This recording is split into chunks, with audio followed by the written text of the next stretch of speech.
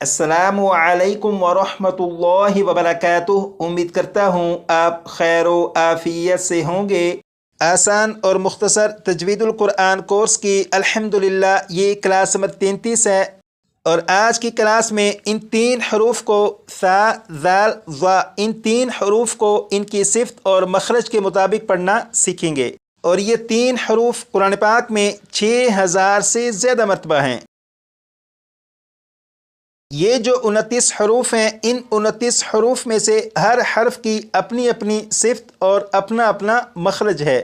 सिफ्त कहते हैं खूबी को और मखरज कहते हैं निकलने की जगह को, यानी मुंह के जिस हिस्से से जो हर्फ अदा हो, मुंह का वो हिस्सा उस हर्फ का मखरज कहलाता है। और आज की क्लास में तीन हरूफ सा, ज़ाल और ज़ा, इन तीन हरूफ को इनकी सिफ्त और मखरज के मुताबिक पढ़ना सीखेंगे। ये जो सबक लिखा है इसे याद कर लेते हैं, क्योंकि आज की क्लास और आगे की क्लासों में इन जुमलों का बार बार इस्तेमाल होगा। तो यहाँ पर देखें, लिखा है सिफ्त खूबी को कहते हैं, सिफ्त खूबी को कहते हैं। इसे 6 मरतबा पढ़ेगा।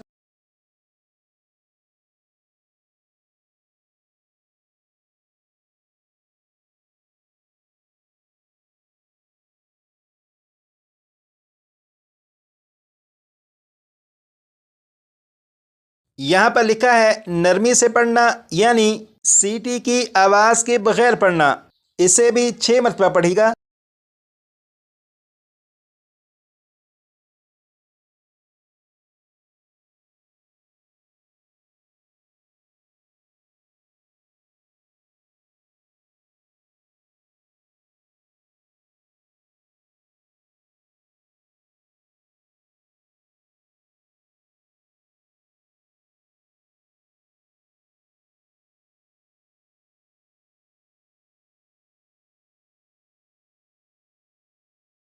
ये जो तीन हरूफ हैं सा, ज़ाल, ज़ा, इन तीनों हरूफ की सिफ्त भी एक है और इन तीनों हरूफ का मखरज भी एक है।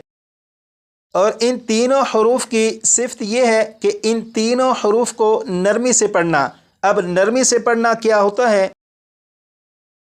तो यहाँ पर आपने पढ़ा था नरमी से पढ़ना यानी सीटी की आवाज़ के बगैर पढ़ना।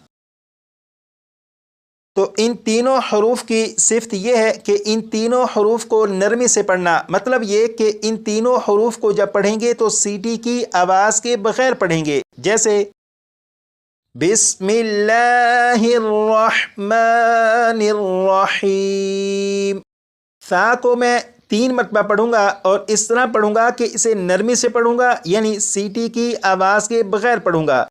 सा, सा, सा। सा को मैंने नरमी से पढ़ा, यानी सीटी की आवाज़ के बगैर पढ़ा। अब इसी हर्फ को मैं सीटी की आवाज़ के साथ पढ़ूंगा तो ये इस तरह पढ़ा जाएगा सा, सा, सा। तो इस हर्फ को सीटी की आवाज़ के साथ नहीं पढ़ेंगे, बल्कि इसे नरमी से पढ़ेंगे, यानी सीटी की आवाज़ के बगैर। इसी तरह ये जो हर्फ है इसे भी नरमी से पढ़ेंगे, यानी सीटी की आवाज़ के बगैर पढ़ेंगे। जैसे ज़ाल, ज़ाल, ज़ाल। लेकिन अगर इस हर्फ को सीटी की आवाज़ के साथ पढ़ें तो ये इस तरह पढ़ा जाएगा ज़ाल, ज़ाल। तो इस हर्फ को सीटी की आवाज़ के साथ नहीं पढ़ेंगे, बल्कि सीटी की आवाज़ के बगैर पढ़ेंगे। इसी तरह इस हर्फ को भी सीटी की आवाज़ के बगैर पढ़ेंगे, लेकिन इसमें इजाफा ये करेंगे कि इस हर्फ को पुर यानी मोटा भी पढ़ेंगे, क्योंकि ये हर्फ हरूफ मुस्तालिया में से है। और आपको मालूम है कि हरूफ मुस्तालिया को हर हालत में पुर यानी मोटा पढ़ते हैं। जैसे वो, वो, वो। लेकिन अगर इस हर्फ को सीटी की आवाज़ के साथ पढ़ें तो ये इस तरह पढ़ा जाएगा ज़ो, ज़ो, ज़ो। अगर किसी ने सीटी की आवाज़ के साथ इसे पढ़ा तो ये दुरुस्त नहीं होगा, बल्कि इसे बगैर सीटी की आवाज़ के पढ़ेंगे। ये तो आपको मालूम हो चुका कि इन हरूफ को सीटी की आवाज़ के बगैर पढ़ेंगे। لیکن ان حروف کو پڑھتے ہوئے اگر سی ٹی کی آواز آتی ہو تو اسے ختم کس طرح کریں گے؟ تو آئیے اب اس کی طرف چلتے ہیں۔ یہاں پر دیکھیں یہ 3 حروف لکھے ہیں، ثا، ذال، ظا۔ ان تینوں حروف کا مخرج ایک ہے اور وہ یہاں پر لکھا ہے۔ زبان کی نوک جب اوپر والے 2 دانتوں کے سرے سے لگے تو اس سے ثا، ذال، ظا ادا ہوتے ہیں۔ زبان کی نوک جب اوپر والے 2 دانتوں کے سرے سے لگے تو اس سے ثا، ذال، ظا ادا ہوتے ہیں۔ جیسے آپ یہاں پر دیکھیں، یہاں پر آپ کو دانت اور زبان بالکل واضح دکھائی دے رہے ہیں۔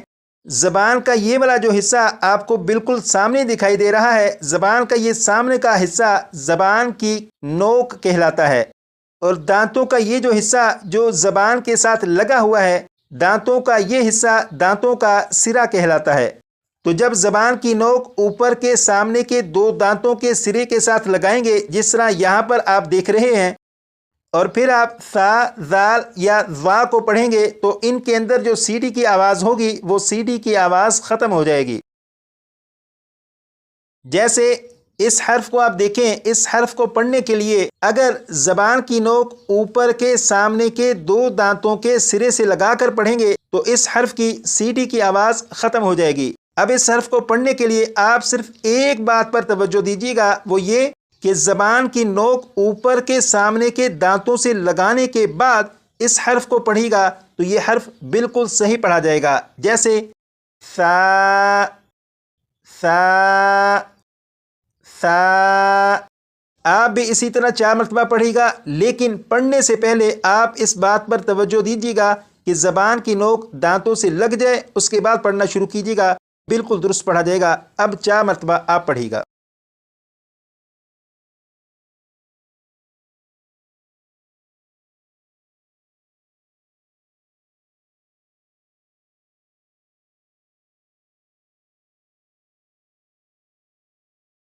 اب اس حرف کو پڑھیں گے اور اس حرف کو پڑھنے کے لیے آپ صرف ایک بات پر توجہ دیجیے گا، اور وہ یہ کہ اس حرف کو پڑھنے سے پہلے زبان کی نوک اوپر کے سامنے کے 2 دانتوں کے سرے سے لگا لیجیے گا۔ جب آپ ایسا کر چکیں اس کے بعد اس حرف کو پڑھنا شروع کیجیے گا تو یہ بالکل صحیح پڑھا جائے گا۔ جیسے ذال، ذال، ذال۔ 4 مرتبہ آپ بھی پڑھیے۔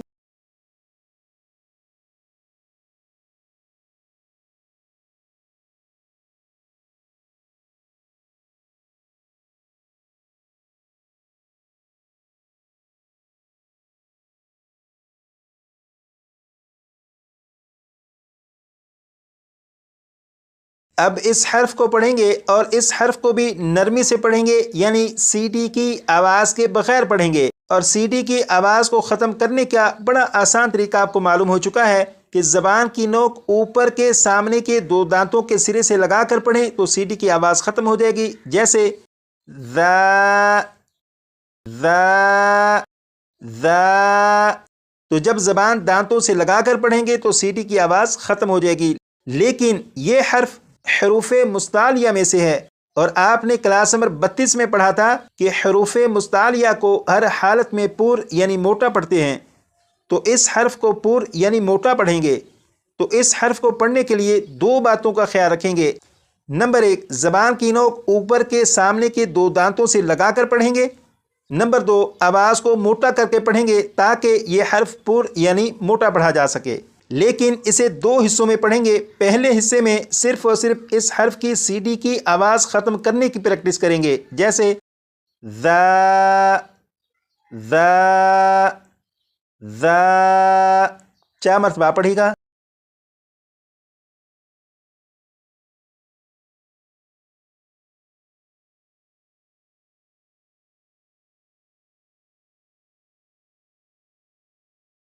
اب اس حرف کو پور یعنی موٹا پڑھنے کی بھی پریکٹس کریں گے۔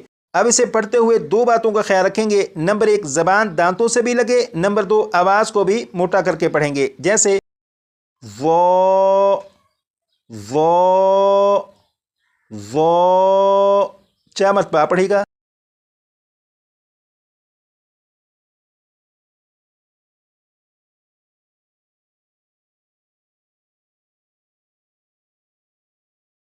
یہ 3 حروف قرآن پاک میں 6000 سے زیادہ مرتبہ ہیں۔